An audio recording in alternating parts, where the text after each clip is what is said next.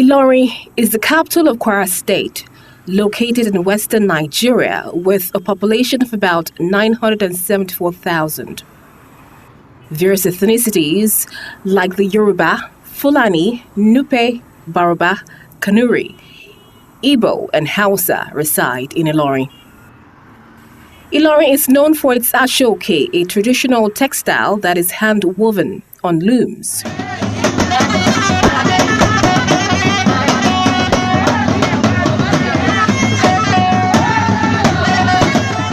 One of the tourist attractions in Ilorin is Sobi Hill, which is made up of two large rocks that are smooth and steep-sided, known to be a hideout during inter-tribal wars in the ancient days. It is also a destination where many Christians go to pray often. Ilorin is also home to one of the biggest pottery workshops in Nigeria, located in Dada Okelele, Ilorin. The Durbar Festival is a very colorful, culturally rich equestrian event that also holds yearly in Ilorin, which always attracts a mammoth crowd.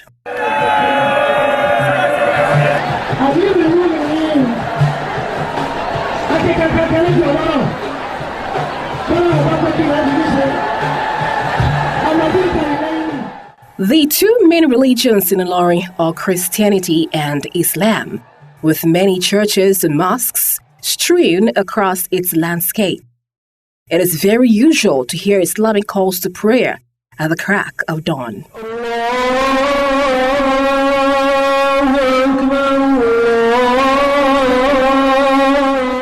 And on Friday, you would see thousands of Muslim faithfuls going to their various mosques for Jumat services.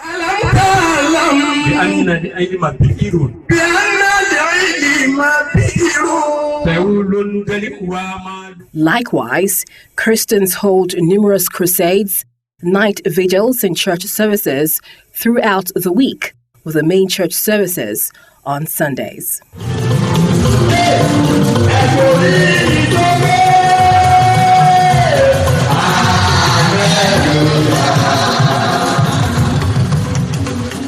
Kwara is usually called the state of peace and harmony.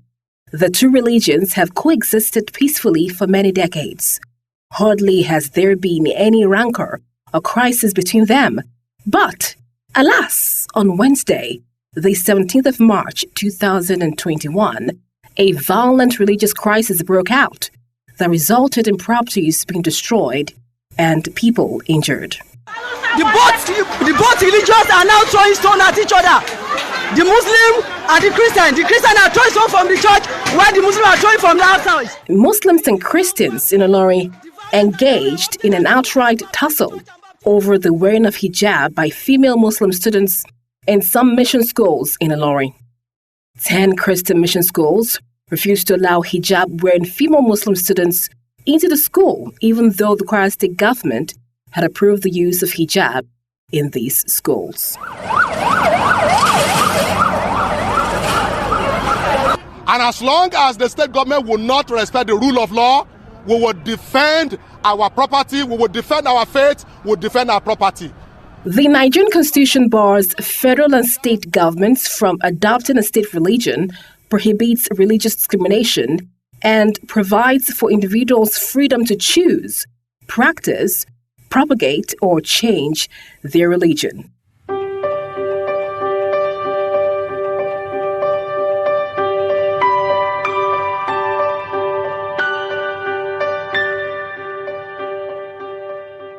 The secretary to the Kwara State government, Professor Maman Saba Jibril, made a statement back in March 2021 when the religious crisis regarding the use of hijab in mission schools erupted in Ilorin, saying, consequently, the government hereby acknowledges and approves the right of the Muslim schoolgirl to wear the hijab and directs the Minister of Education and Human Capital Development to come up with a uniform hijab for all public grant-aided schools, which will be the accepted mode of head covering in schools.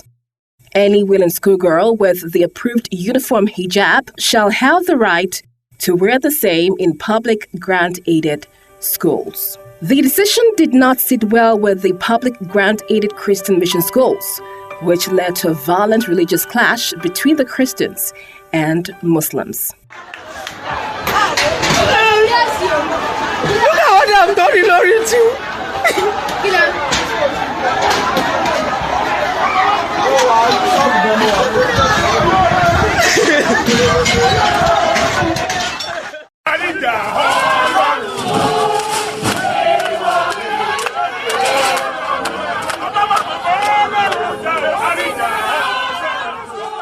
There were protests from both religions, with placards being carried with inscriptions like, "Give us back our schools," "Enough of marginalization." It took the quick intervention of security agencies in the state to restore normalcy before the crisis snowballed into a full-blown religious crisis in the state.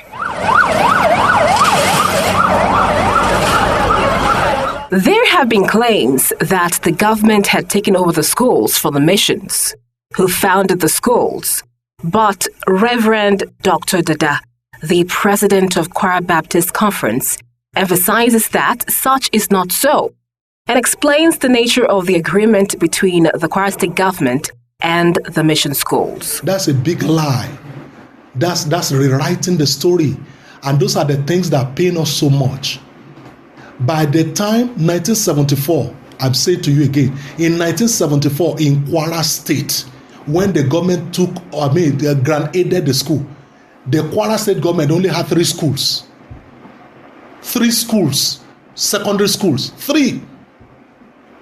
Whereas as Baptists, we had 38 schools.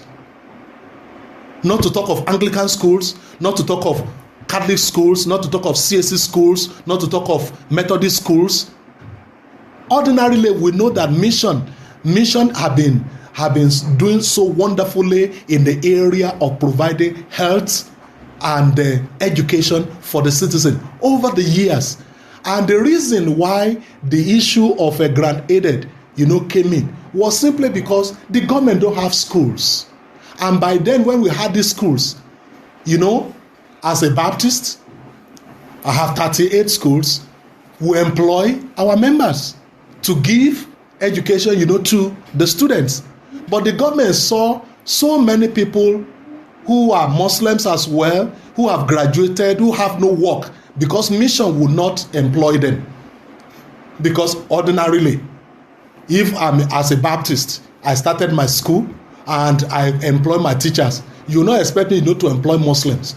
And because they are so scanty Muslim schools, and the government approached the idea in the north. This is where the narration was, where the government was changing the narration.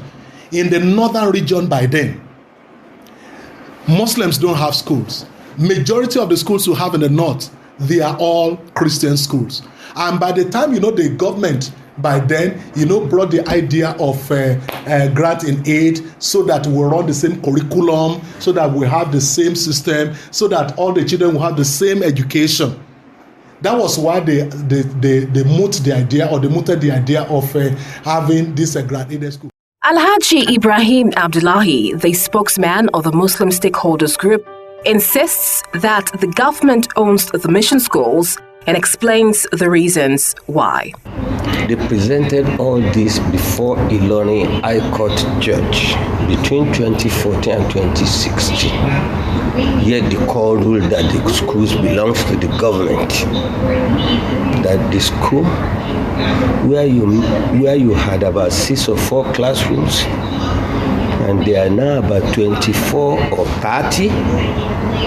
The school that we pay the teachers salaries and allowances, the school where teachers retired and we continue to pay pension and gratuity, the school where we have built more laboratories and other facilities, they are our schools, because you wrote and the government has taken over. That was the judgment of the High Court. The explanation being given by Khan to the people is already at this doorstep of the judiciary. And you know we have three arms of government: the executive, the legislature, and the judiciary. When there is a matter in controversy, take it to the court. With all the evidences provided by Khan to the public, it was presented to the court, and the court said no, government owns the school. Reverend Dr. Dada, the president of the Kwara Baptist Conference, says otherwise, that at no time did the grant-aided mission schools lose any case in court. So the issue of ownership of the school, there has never been the court we have attended that the government have ever said they are the owner of the school. The only thing that the court has said consistently is that he who plays the piper dictates the tune. That because the government have been involved in the payment of salary, and the government also will have a say about the school. Now, probably I need to correct this as well. Probably you must have heard from different quarters that we went to the court, high court, we lost the case. We went to appeal court, we lost the case before we went to the Supreme Court. No, we didn't lose any case. It's just a lie. It's just a propaganda. What happened was that when the judgment was delivered in the High Court in Ilorin here, the judgment said, since the government has been part of the school and they have been paying the salary, that we cannot just take the school back like that. That we need to sit down with the government for us to sit down and see how they transfer the school back to us. That it is difficult for us to just collect our school back, say, give us our school, give us back. And that was the judgment. There wasn't any judgment that said Kwara State is the owner of the school. That was the judgment is still there. So, but what led us to the appeal court was that since the judgment was given, the Kwara State government have refused to sit down with us to talk about how to transfer the school back. They just sat and we met, we wrote, we talked and all the rest, and the government was not ready to sit down with us. That was what took us to the appeal court. It wasn't that we lost any case. We didn't lose any case. The land that we had, all our land by the grace of God, you know mission now, the way we do our things, all our land are bearing our title. The CFO of all our schools are bearing our title. How will somebody now say, and we know that even if the government said they have built even any structure on that land, we know that the owner of the land owns the property on it. Those are the languages we have told, the governor, and the governor was not ready, to listen to that. Reverend Dr. Dada, the president of the Kwara Baptist Conference, explains in detail the agreement the mission schools had with the former military governor of Kwara State, Brigadier General Bamigboye, in 1974. But here in Kwara, the story was quite different. Colonel Bamigboye was the military administrator here, and he knew that the government don't have the school, and he knew that the future is very, very significant and very, very important for the mission. So what happened during Bamigboye's time that the government is trying to rewrite the story was that the government of Bamigboye, thank God, the secretary to the military government by then in 1974, Baba is still alive. Aderi Bebe, he is still alive. Hail and heavy by the grace of God. Those are the people that wanted to speak that the government don't want them, to speak out. He was the governor, he was the secretary to the military government during Bamigboye. He's a native of Erinle. He is still alive. And what they did was, what the government of David Bamigboye did was that, we'll grant aid the school. And the terms were very, very clear that Bamigboye said. He said they will only grant aid the school, the teachers. That mission You will still be the one to run your school. You will run it administratively the way you want it, but the classroom. In fact, David Bamboye said it was written down that he cared less about that. He's not involving himself with hostel. In other words, if the student want to be a boarding house student, they are free to do that. He is not involved in how you feed them.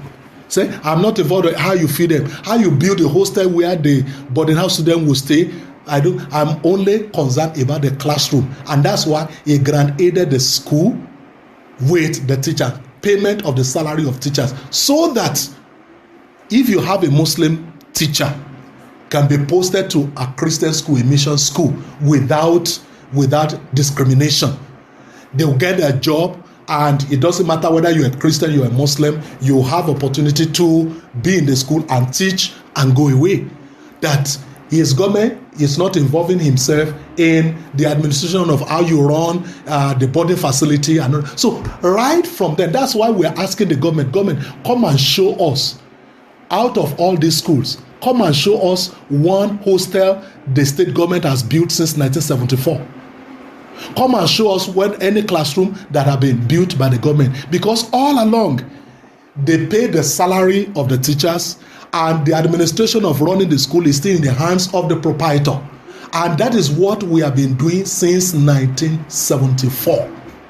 We provide the head of school, we contribute and continue to build. Go to my school there in Onyu Baptist High School, Ijagbo. Let the government come and tell me. Let the government come and show just one building that the government have built in Onyu Baptist High School. Go to Baptist Grammar School in St. Louis. Let the government come and tell us one building that was built by the state government. All the buildings before the government took over in 1974, all the buildings were done by the mission. And the government came in, they were paying the staff salary. Thank God for that. They are paid the staff salary till date. This is not the first time religious violence would break out at an educational institution in Nigeria.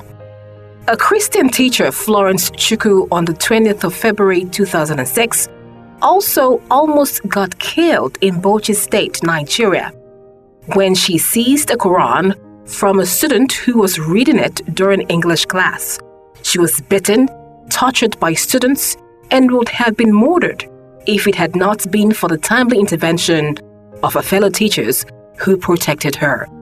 The religious violent crisis further degenerated into 20 Christians being killed, 2 churches and many other houses belonging to Christians burnt.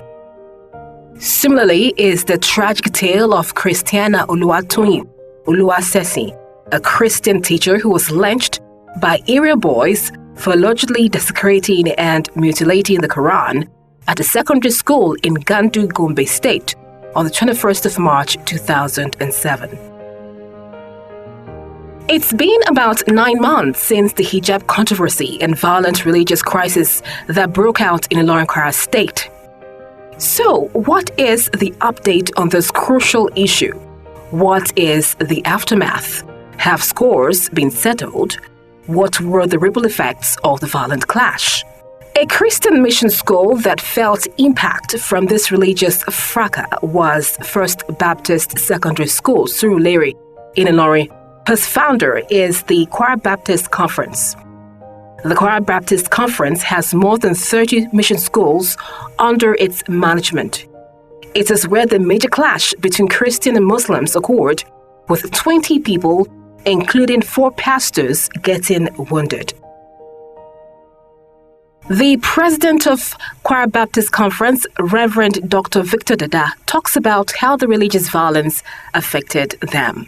The controversy affected us tremendously badly. One, it affected us psychologically. You can imagine the church that has been running a school for several years, several decades, and you've been experiencing peace and you've been enjoying your tranquility all along, and just of a sudden you are just hearing something like this. If it's not an outsider, an insider will think something is wrong somewhere. An outsider will look at it as a very bad image. It gave us a bad image, a bad psychological effect. Number one, it affected the students. The students who have been going to school together, who saw no difference, whether you're a Christian or you're a Muslim, they wear the same uniform and they go to school the same time, and they close together, they relate to one another. But all of a sudden, the government is bringing a kind of segregation, and looking at the situation, it affected the student. And we even told the governor, be careful about this step you are about to take, because number one, you are setting enmity between the students. The students who have been together over the years, you are creating an enmity between them, that they are not the same. When we, the owners of the school, have been telling them all along that they are the same and there's no problem whatsoever. So if we are talking about psychological effects, the students are affected psychologically. Number two, the parents are affected psychologically as well. The parent who took their children to school and they knew that they have taken their children, to a mission school. Please don't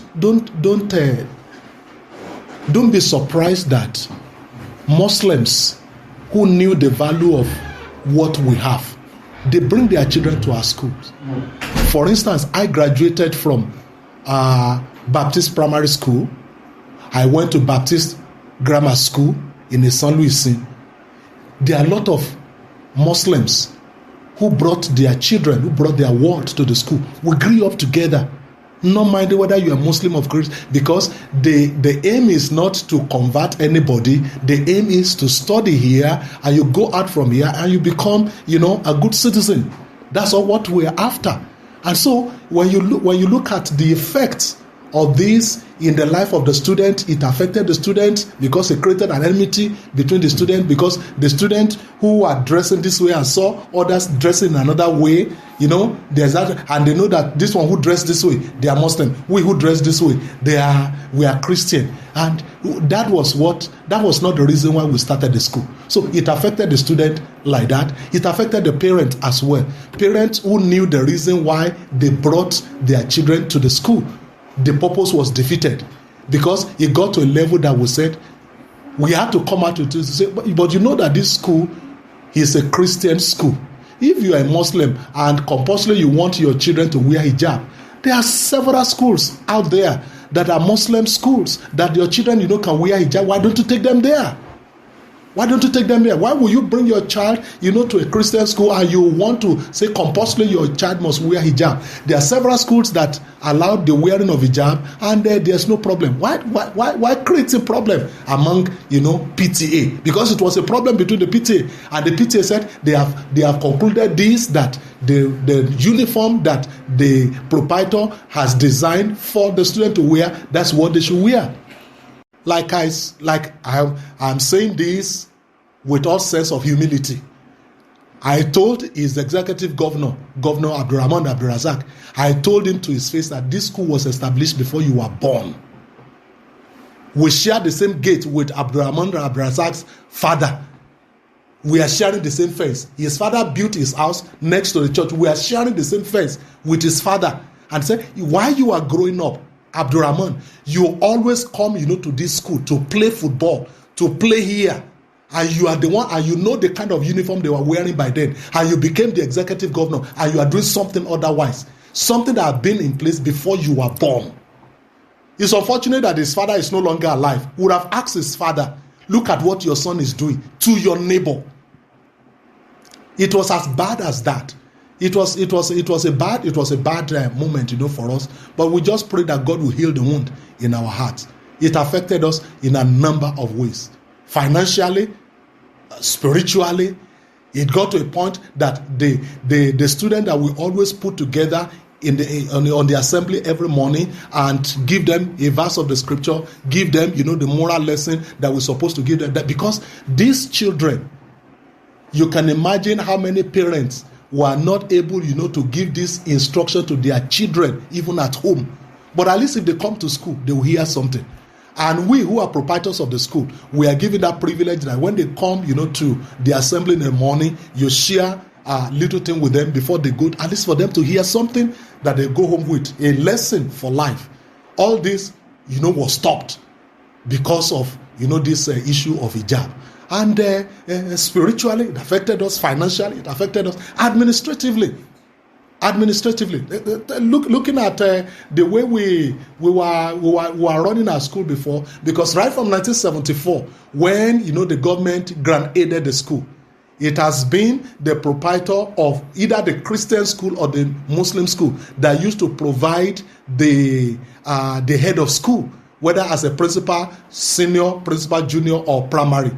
We have been the one, and because of what the government did, now some elements were coming up, to say because government is paying staff salary, therefore they are entitled, to head the school. So who told you that the government is the owner of the school?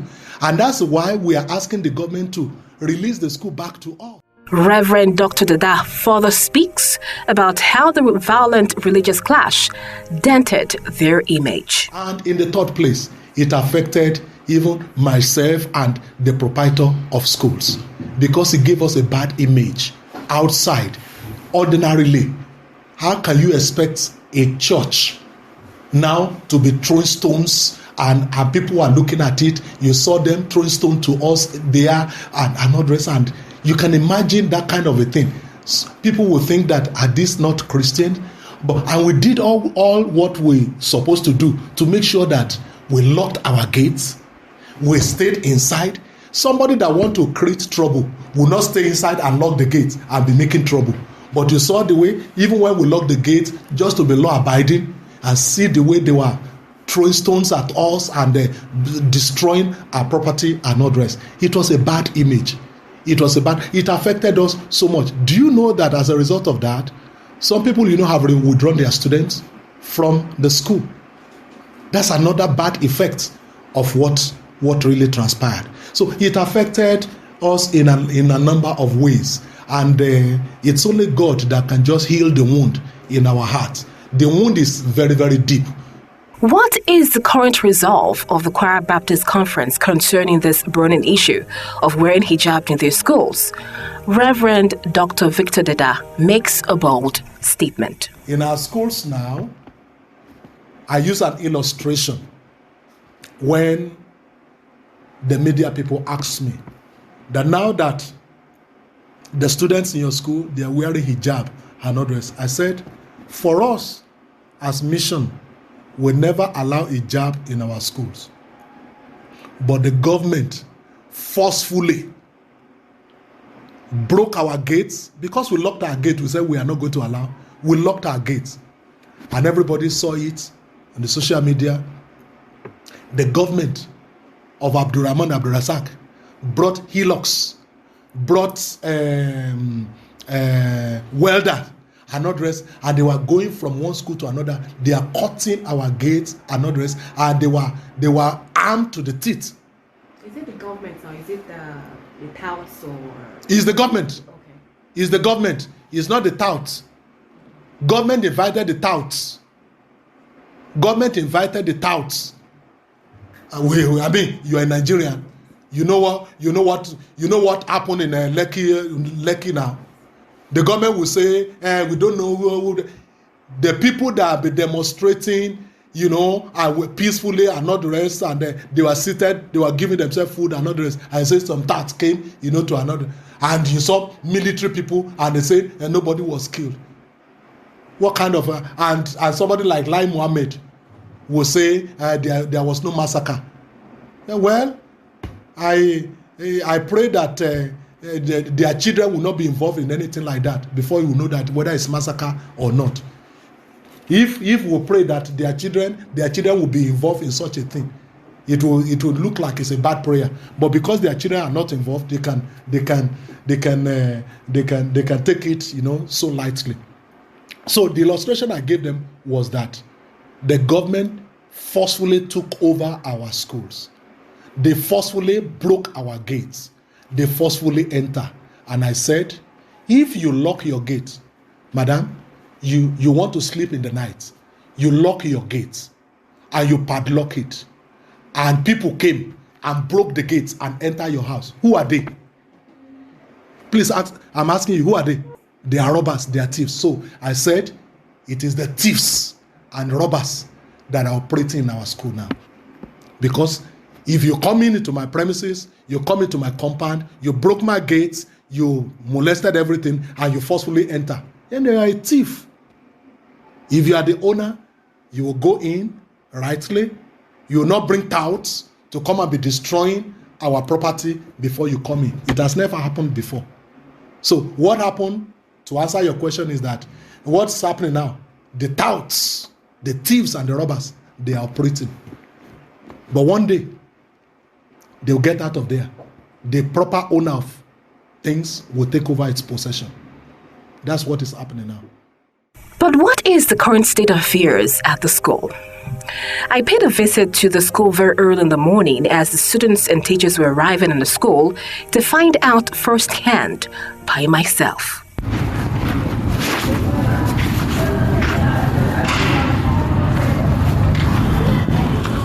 All seemed to be very calm and peaceful. I could see some female Muslim students wearing hijab, and there was no visible opposition to it. I spoke to a vice principal of the school, Mrs. Keke Oyini, who confirmed what I had observed. Since the resumption, after the hijab crisis, everything is back to normal, and the staff are relating well with each other. So there's no problem as far as that is concerned. We have a normal school setting. Good. And what is the resolution now about wearing hijab or not wearing hijab? Well, I don't know the resolution because I'm not part of the governing, the stakeholders in the hijab this thing. So I don't really know. All what we know is that we are back to school, we have a normal school system, and everything is going on. But as far as the resolution, Cherubim and Seraphim College, located in Saboke, Ilorin, is another grant-aided mission school founded by Cherubim and Seraphim Movement Church Worldwide. It was established in 1969. The founders of the school also rejected the use of hijab by Muslim female students in the school. In March 2021, at the height of the religious crisis, the school gates were locked and heaps of sand dumped in front of the gates to prevent entry in protest against the Kwara state government's pronouncement that female Muslim students could wear hijab to school. Then I met the door closed. So every staff here, we were unable to enter. That's why you see us standing outside here. The door has been locked. So we do come on Monday. Since Wednesday that has been announced that we should resume, we normally come to school Monday, Wednesday, Thursday, and Friday. This is where we normally sit because the door is locked. Well, when I got here this morning, the gate is family locked, as you can see. But our staffs are here, all of us were here, according to the directive from the government that we should resume today. And here we are. I think I asked the gate man, he said he doesn't know those that did it. I don't know. We don't know who locked the gate. We met it. Banners carrying inscriptions like, "Our school is our heritage," "We say no to hijab," and "We say no to hijab. Kwara is for all," were placed on the gates of the school, with church members dressed in a white church regalia with red sashes singing and praying in protest.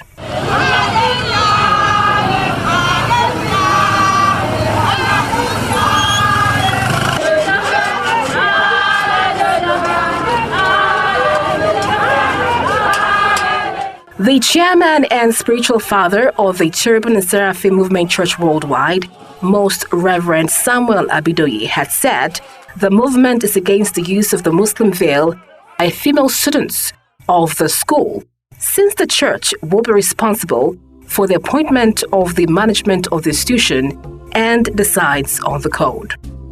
The Secretary of Ilorin District Headquarters of the movement, Mr. Samson Ibidoja, also stressed that the maintenance of the school has been the sole responsibility of the church. The PTA chairman of the school, Special Apostle Michael Ore Oyikbo, also condemned the forceful opening of the school gates on Friday, 19th March 2021 by some unidentified men with military escorts without giving any prior notice. So who asked you to break it? Now our own system. Why will you break it? The government the state governor himself gave us a promise he never fulfilled. We all voted for him, Christians and Muslims alike. Why is he taking the side of Muslims alone? Ilorin is a state capital and we all deserve to live in here. This is the highest level of injustice, and let it be on record. It is not fair.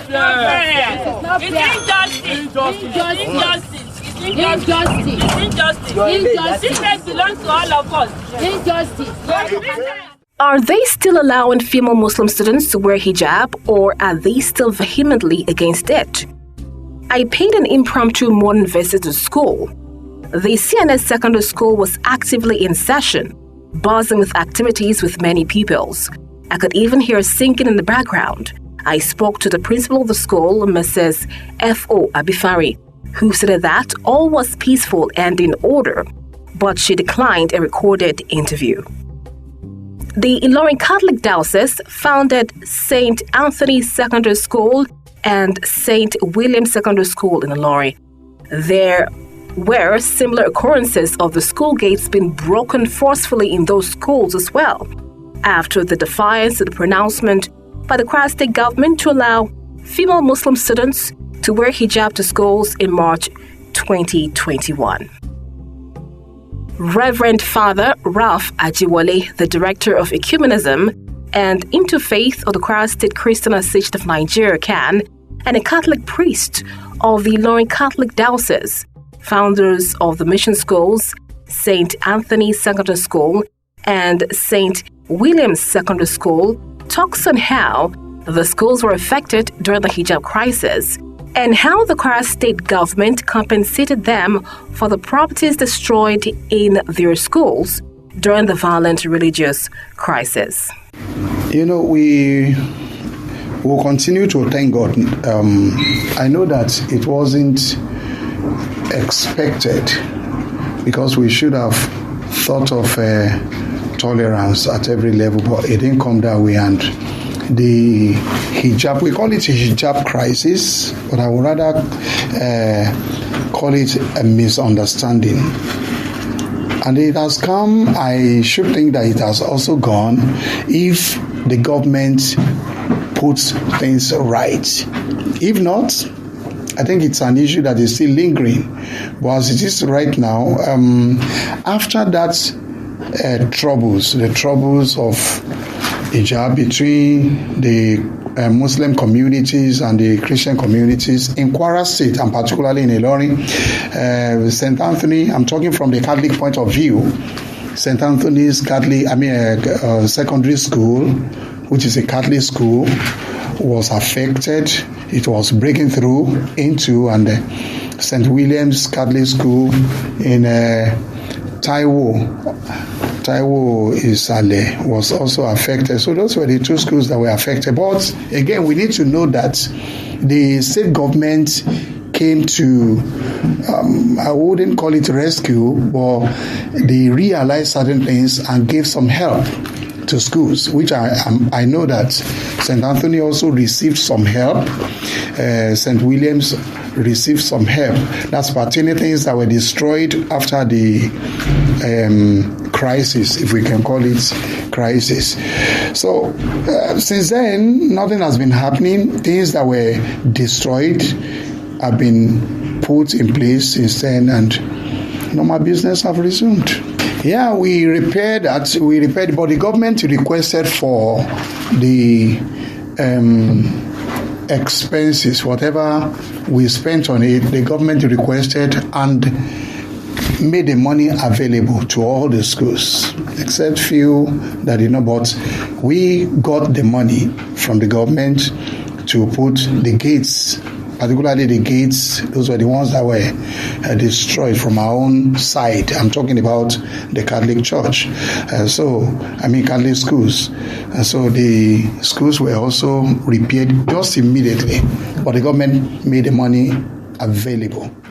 Reverend Father Ralph Ajiwale also talks about the need for the Kwara State government to fulfill the agreement it made with the public grant-aided mission schools. We believe that we are all law-abiding citizens. We obey rules, and then we want to also respect the government of the day. The government came into the issue, called us for discussions, and we agreed with the government. We agreed on certain things. And I want to believe that we have fulfilled our own side of the agreement.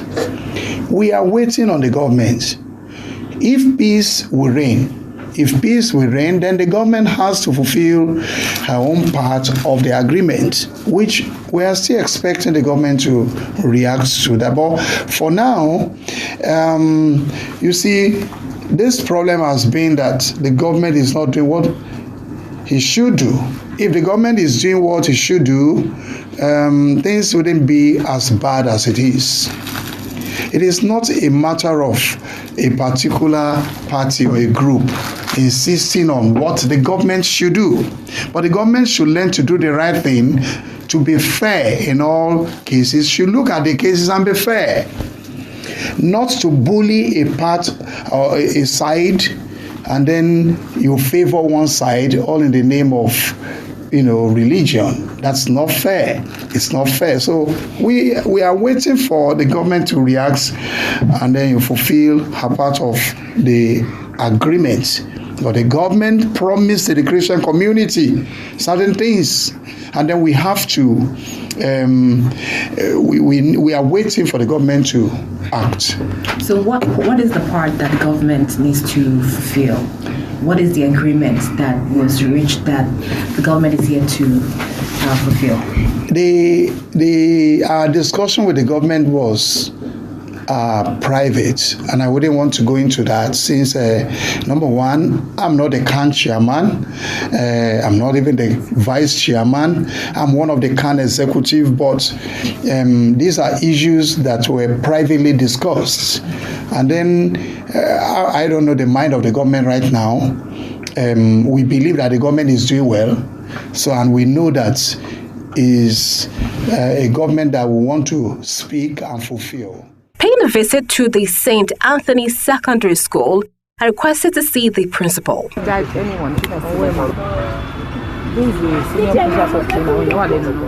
The school principal refused to grant an interview, saying that he needs to get authorization from the Minister of Education first before he can do an interview.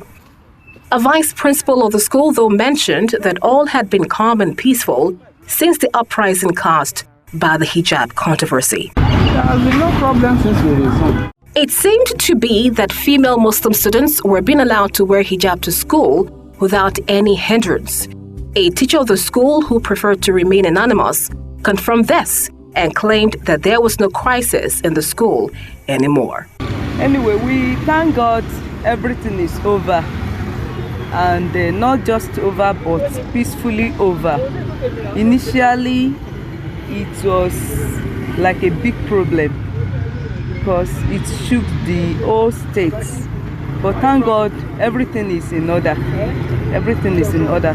The Catholic school had all agreed to accept their female students to use hijab, but a prescribed one, not just any hijab, which we teachers also accepted. And everything is okay for now. Okay. We thank God. And being a teacher, how has been the relationship between the Christian students and the Muslim students?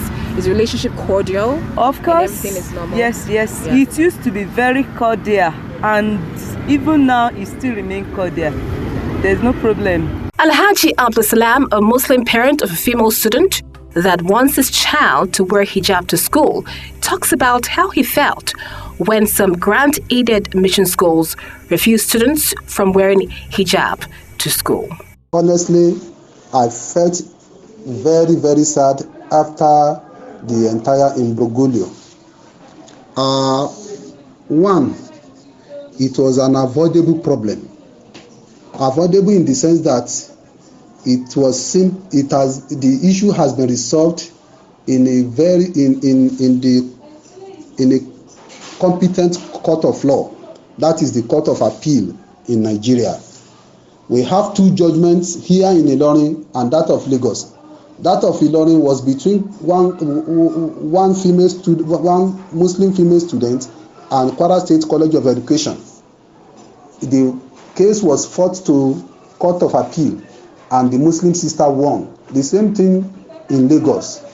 So it is a settled matter that Muslim female students are free to use their hijab, and everybody is aware of this. A Christian parent, Mr. Adewoye, offers his own perspective into this issue. We have to look at this situation not from a religious perspective, but we have to look at it from the main perspective, which is education. Now, since education is the reason for all the schools, to give our children, especially our African children, Nigerian children, Western education. So I think if we want to look at it from that perspective, we may have to tolerate other religions. We may have to, tolerate, of course, different CEOs or, proprietors, or let me say missions. They have a reason for creating their schools. So we cannot just come one day and just come into their goals and vision, But at the same time, may have to also advise all these Christian schools, mission schools, and so on, that they may have to tolerate other religions if education is the first reason, for creating all the schools. In all of this, what is still the stance of the Muslim community in Ilorin? Are they still adamant on their children wearing hijab to school? A prominent Ilorin Islamic cleric, Chief Imam Mukhtar Lukman Isalekoto, explains the position of the Ilorin Muslim community. Muslim position about the hijab, I want you to know that hijab is the religious obligation for female Muslim.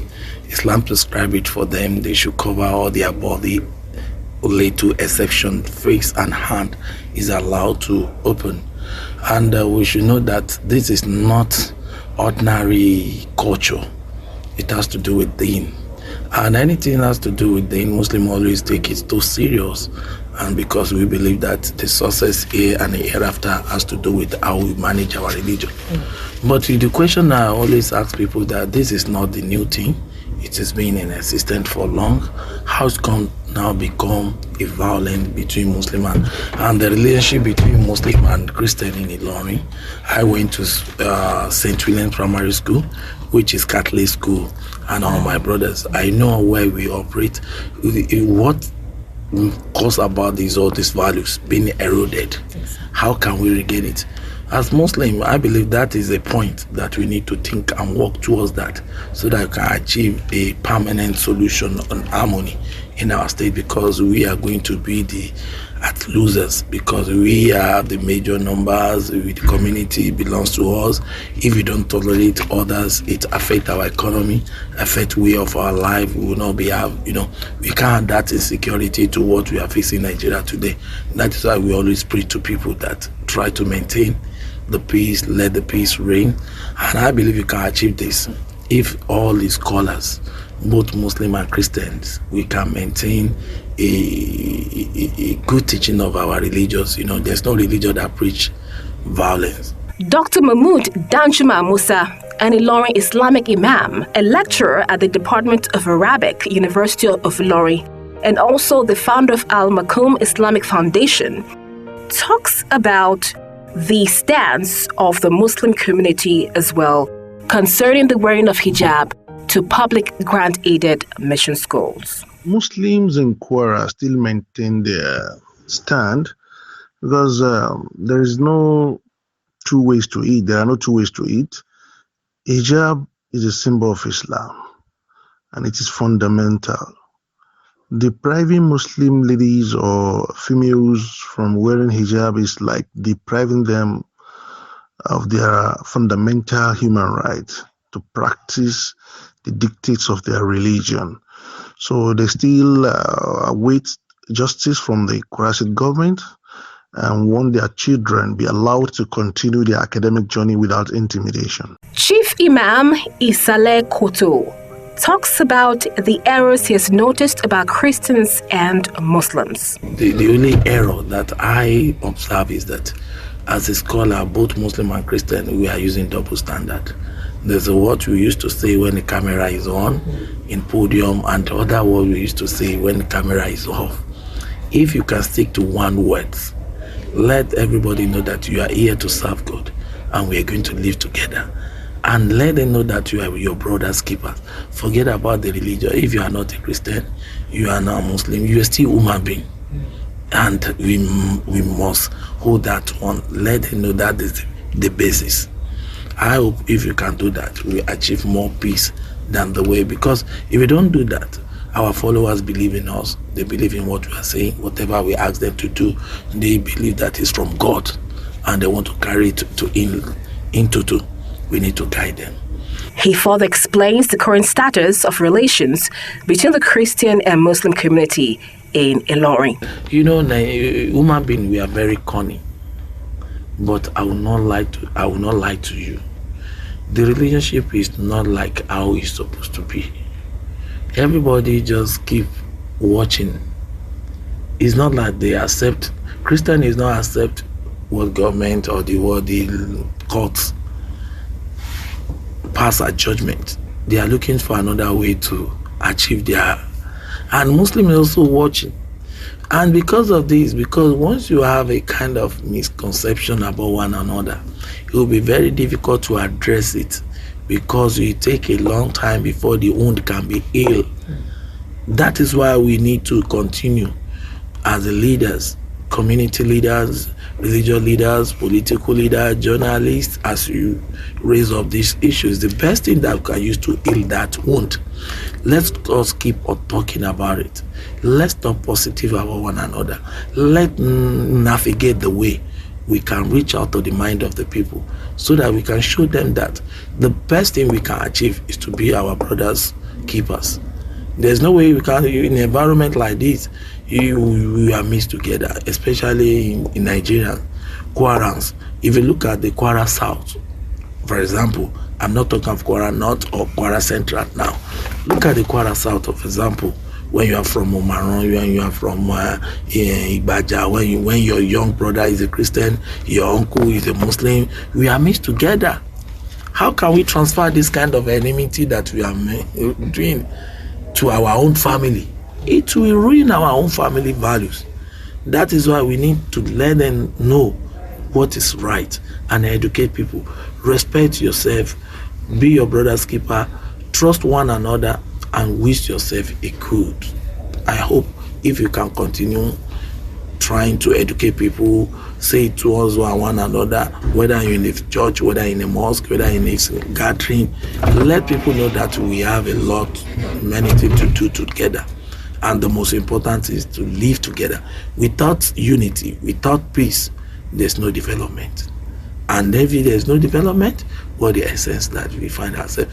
If other people of the world look at America, I went to university in Birmingham.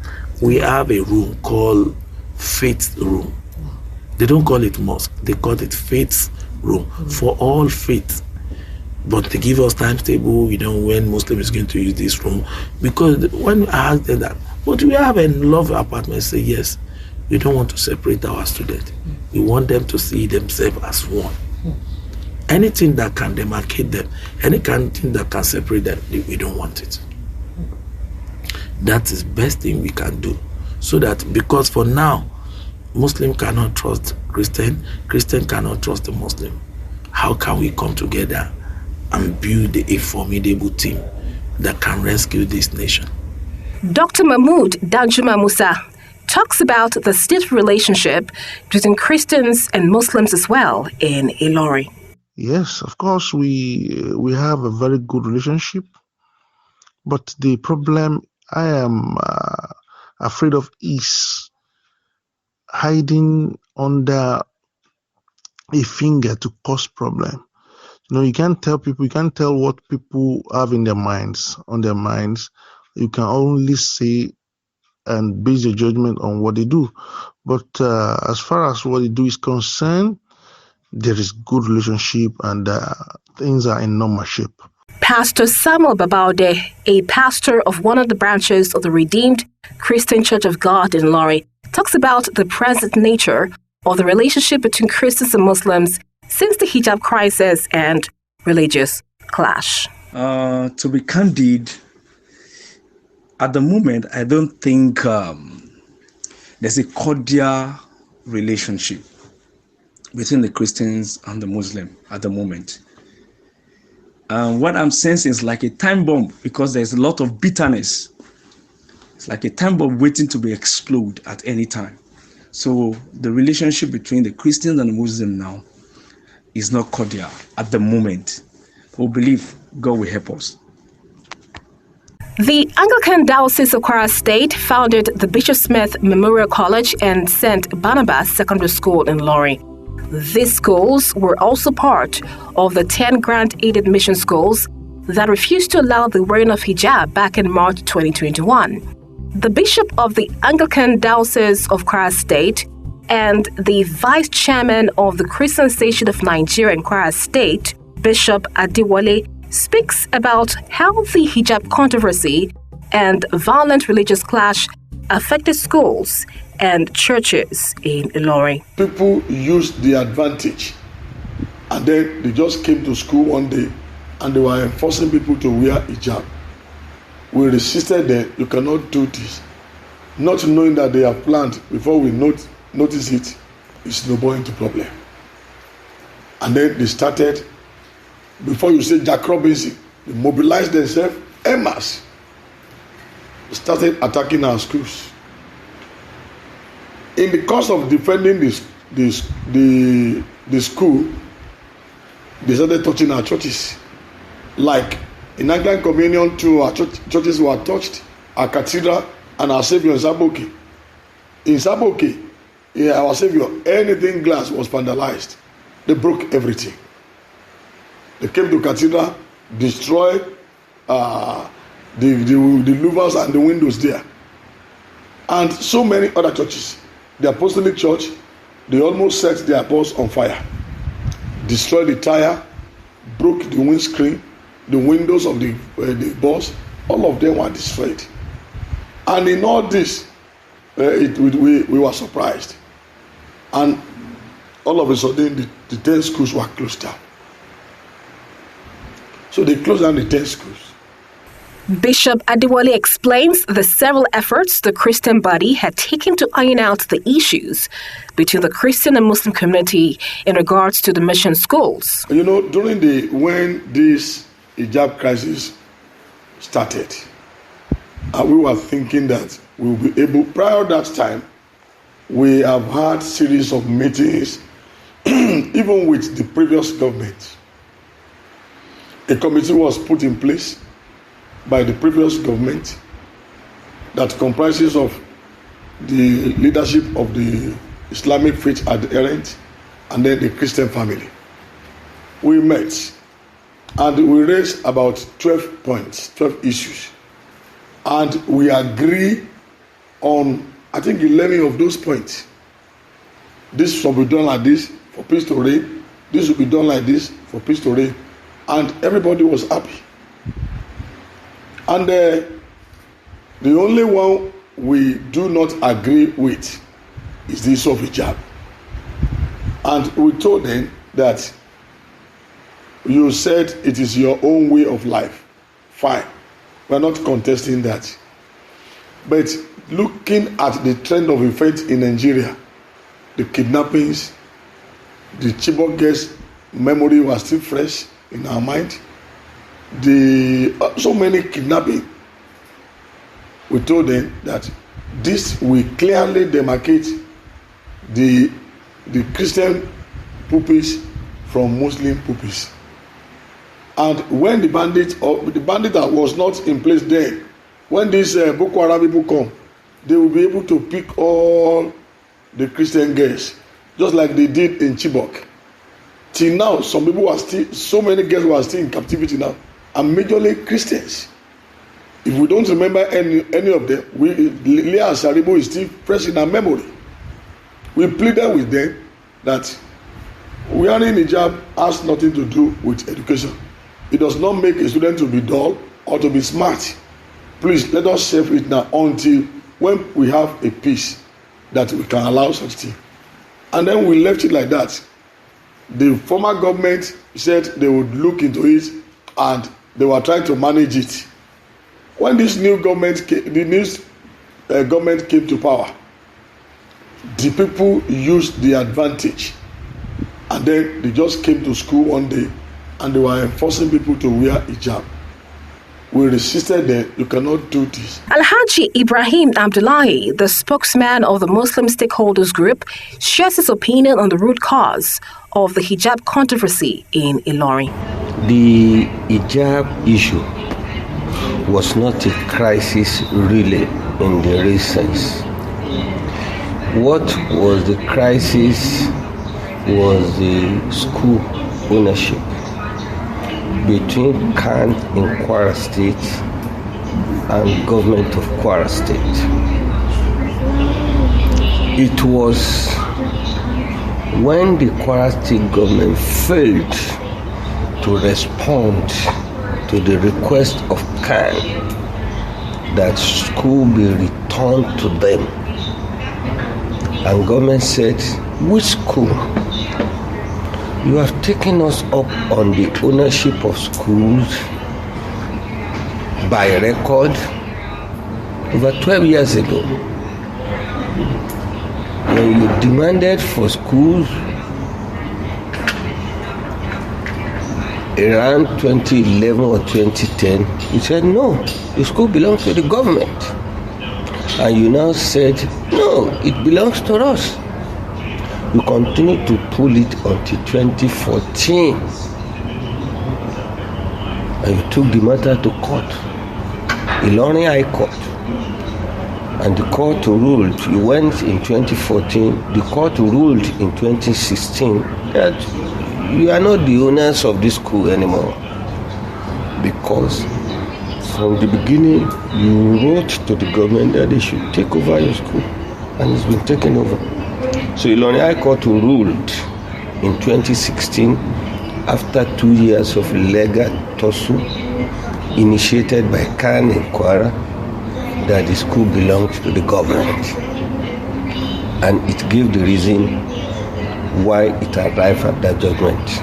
I reached out to the Chief Press Secretary of the Kwara State Government, Mr. Rafiu Ajakaye, if there were any current updates from the government on this issue, and I was referred back to the policy statement issued by the Kwara State Government in March 2021 during the religious hijab outbreak, which portly states, the government of Kwara State, like in most parts of Nigeria, took control of many schools in 1974. Original ownership of the schools cut across faiths and private individuals across the country. Since the takeover, the state government has controlled, managed, wholly funded, and staffed these schools, which were run and still being run as public institutions. All of these are backed by various state laws, especially the Kwara State Education Law of 1996, CAP E1 of the laws of Kwara State. These laws are very clear about the status of these schools and the rules guiding them. Such rules include pluralism in the recruitment of students and teachers. These schools, being public owned, are to adhere to policies of the government. Arguments over years that these schools still belong to either the Muslims or Christians missionaries have been flatly rejected by the court.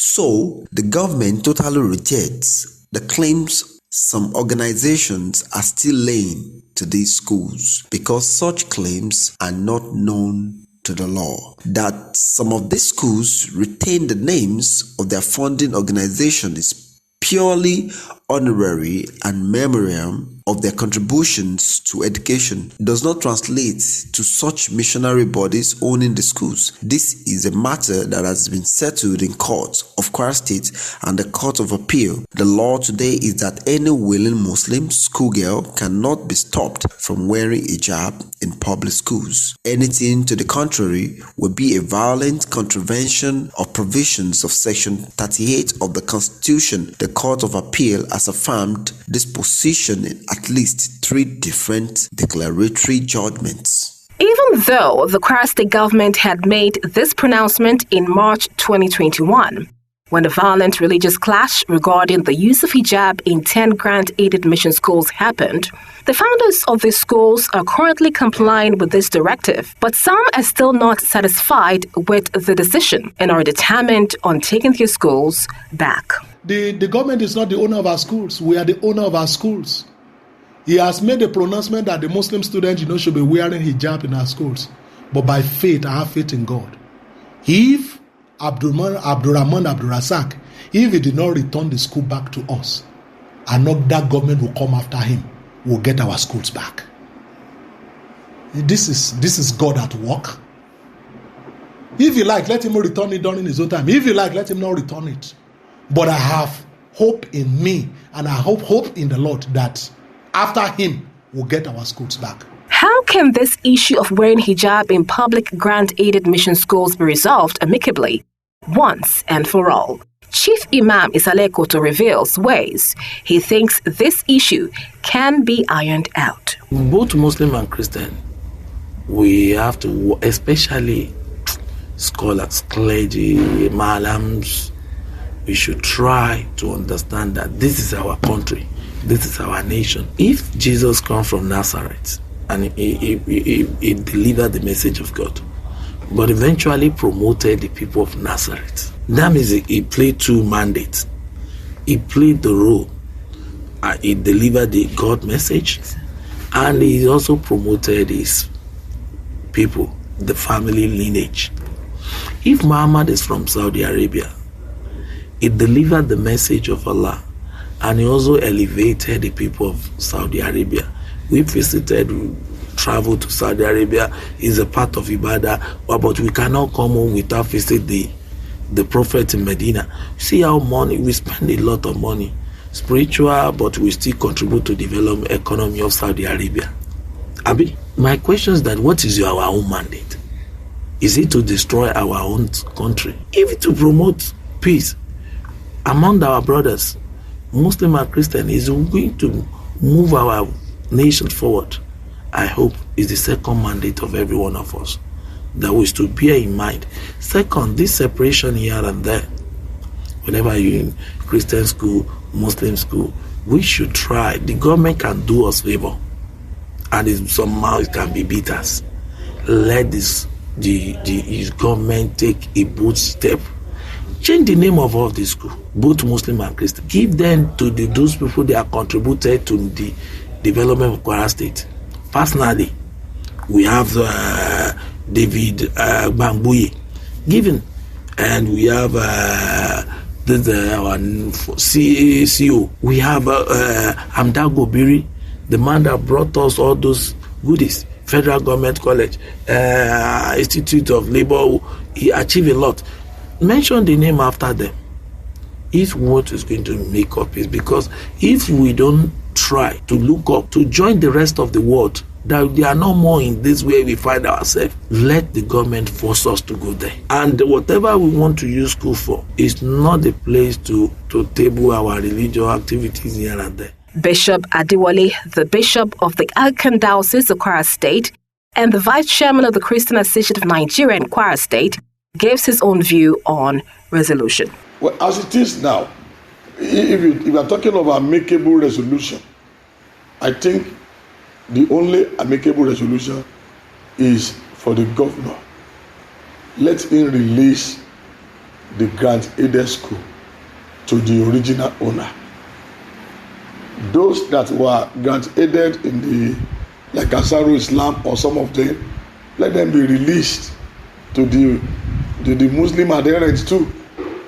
And if anybody said, no, I don't want to take my own school back, let it be in record that we are ready to release this school. You said you are not taking it back. If you are not taking it back, then that is all. Because if we said, okay, let's begin to patch it. You know, we are in democratic era. Another government may come tomorrow now. It may bring another policy. Another one may come, may bring another policy. So we are thinking, if the government will be sincere and they release the school to us, say, okay, the way we are asking them to release it is not just to get to school on Monday and say every teacher and student leave this school is now released to social person. No. It will be a gradual process. For example, now in September, if they are coming in, it is the owner of grant-aided schools who will admit students. Government will know that they don't have JSS1. The following year, they don't have JSS1 and 2. Third year, they don't have junior section at all. Within 3, 4, 5 years, their teachers, their students they brought in will be eased out. And any teacher who want to take fresh appointment with the church, if the church can cope with it, they stay. Those that said, no, I don't want to stay with the church, I'm going with the government will take them to another school where they will be working. This is what can bring a lasting solution. Alhaji Ibrahim Abdullahi, the spokesperson of the Muslim Stakeholders Group, shares his thoughts on how resolution can be achieved as well. I think it has resolved itself.